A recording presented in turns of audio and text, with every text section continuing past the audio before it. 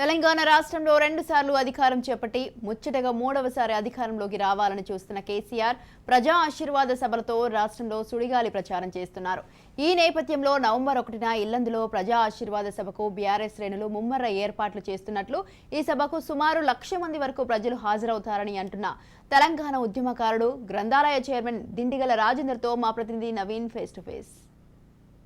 తెలంగాణ రాష్ట్రంలో రెండు పర్యాయాలు అధికారాన్ని చేపట్టి మరోసారి ముచ్చటగా మూడోసారి అధికారంలోకి రావాలని చూస్తున్నటువంటి బీఆర్ఎస్ నాయకత్వం అయితే అంటే సీఎం కేసీఆర్ ఈ యొక్క అన్ని జిల్లాలలో కూడా ఈ ప్రచారాలు అయితే చేస్తున్న నేపథ్యం ఈ నెల 1వ తారీఖున ఇల్లందులో ఇది ప్రజా ఆశీర్వాద సభ అయితే నిర్వహిస్తున్నారు. దీనిపై మనతో మాట్లాడడానికి ఇల్లందుకు సంబంధించినటువంటి బీఆర్ఎస్ శ్రేణులు అయితే మనతో ఉన్నారు. వారిని అడిగి ఈ సభ గురించి మరికొంత సమాచారం తెలుసుకునే ప్రయత్నం అయితే చేద్దాం. సార్ చెప్పండి, ఈ సభకి ఎంతమంది అంటే ప్రజలని మీరు ఈ యొక్క సభకు తీసుకొచ్చే ప్రయత్నం చేస్తున్నారు? 75 నుండి 80 వేల మందిని తరలించి ఈ బహిరంగ సభను జయప్రదం చేద్దాం అనుకుంటున్నాను. నభూతో నా భవిష్యత్తుగా గతంలో ఎవరు చేయని విధంగా, భవిష్యత్తులో కూడా ఎవరు కూడా చేయని విధంగా ఈ సభను తీర్చిదిద్దుతున్నాం. ప్రజలందరూ కూడా ముచ్చటగా కేసీఆర్ గారిని మూడోసారి ముఖ్యమంత్రిగా చేసేందుకు, అదేవిధంగా మా ఇల్లెందు నియోజకవర్గ అభ్యర్థి ఎవరైతే ఉన్నారో సిట్టింగ్ ఎమ్మెల్యే శ్రీమతి భానోత్ హరిసింగ్ నాయక్ గారిని గెలిపించేందుకు కూడా మేమందరం సిద్ధంగా ఉన్నాం. ఇప్పటికే మా ప్రచారం సైమల్టేనియస్గా ఇటు పార్టీ ప్రచారం, అభ్యర్థి ప్రచారం, అదేవిధంగా ఈ బహిరంగ సభను జయప్రదం చేసేందుకు సమాంతరంగా కార్యకర్తలందరూ కూడా అన్ని గ్రామాల్లో, అన్ని బస్తీల్లో కూడా కార్యక్రమాలు చేపట్టడం జరిగింది. ప్రజలందరూ కూడా స్వచ్ఛందంగా, ఉత్సాహంగా కేసీఆర్ గారిని చూసేందుకు, ఎందుకంటే ప్రపంచంలోనే ఒక ఆదర్శవంతమైన ముఖ్యమంత్రిగా కేసీఆర్ గారు ప్రవేశపెట్టినటువంటి రైతు బంధు పథకం ఏదైతే ఉందో అది ఇవాళ దేశంలో లేని పథకాన్ని ప్రవేశపెట్టి ఐక్యరాజ్య సమితి యొక్క ప్రశంసలు పొందిన నాయకుడు. అటువంటి నాయకుని రాక కోసం మా ఇల్లెందు నియోజకవర్గ ప్రజలందరూ కూడా ఉత్సాహంగా ముందుకు వస్తున్న దశలో మేము ఈ కార్యక్రమాన్ని నిర్వహిస్తున్నాం.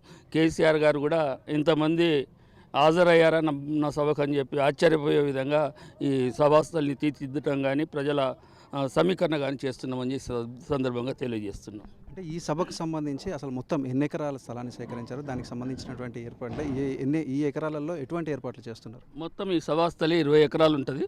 దాదాపు ప్రజల కోసమే దాదాపు 14-15 ఎకరాలు ఏర్పాటు చేస్తున్నాం. మీరు చూస్తున్నారు కదా, ఈ గ్రౌండ్ కూడా గత వారం రోజుల నుండి రహదారులతో సహా అన్నీ కూడా తీర్చిదిద్దుతూ ప్రజలకు అసౌకర్యం కలగకుండా మంచినీటి సౌకర్యం, అదేవిధంగా మజ్జిగ ప్యాకెట్లు కూడా ఏర్పాటు చేసి ప్రజలను అన్ని విధాలుగా ఇబ్బందులు లేకుండా చేస్తానికి మా ప్రయత్నాలు మేము కొనసాగిస్తున్నాం.